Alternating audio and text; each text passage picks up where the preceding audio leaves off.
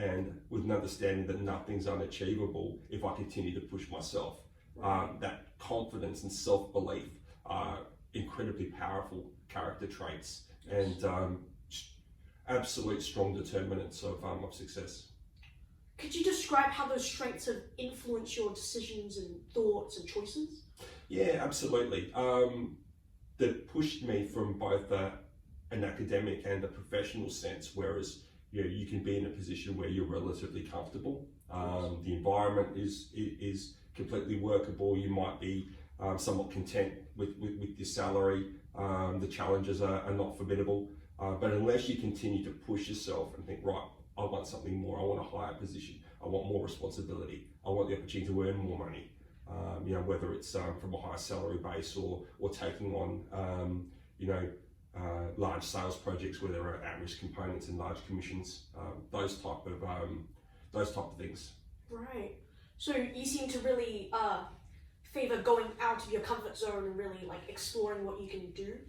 If you don't, you can end up pigeonholed where you are for a long period of time and then become complacent. So it's really important, especially when you're younger, to continue to challenge whatever the environment is, and challenge yourself importantly, because that's the only way that you'll step ahead of everybody else. Could you give me an example of where you showed like initiative and stepped out of your comfort zone? Yeah, absolutely. So when I was younger, I built a really strong career in corporate sales, and particularly around technology products. And we had quite a lucrative commission structure, but part of that was being able to make sure that I got access to the right product, I had the right support.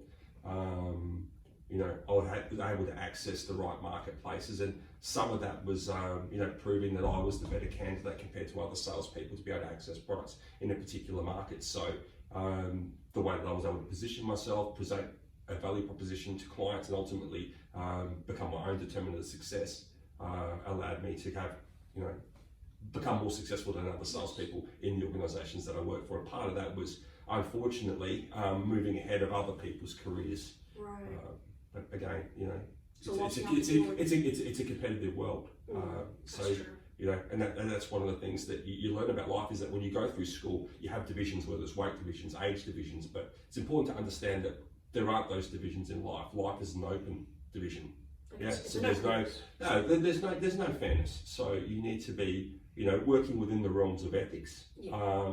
Understand that nothing necessarily needs to inhibit you, but you need to think about how your competitive edge can structure you to move forward.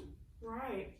I noticed you talked about before about becoming a leader among men, and also showing initiative. I personally believe that leadership and initiative is possibly one of the most important traits as being an enrollment manager, because you have to be a good problem solver, you have to really plan out what you have to do.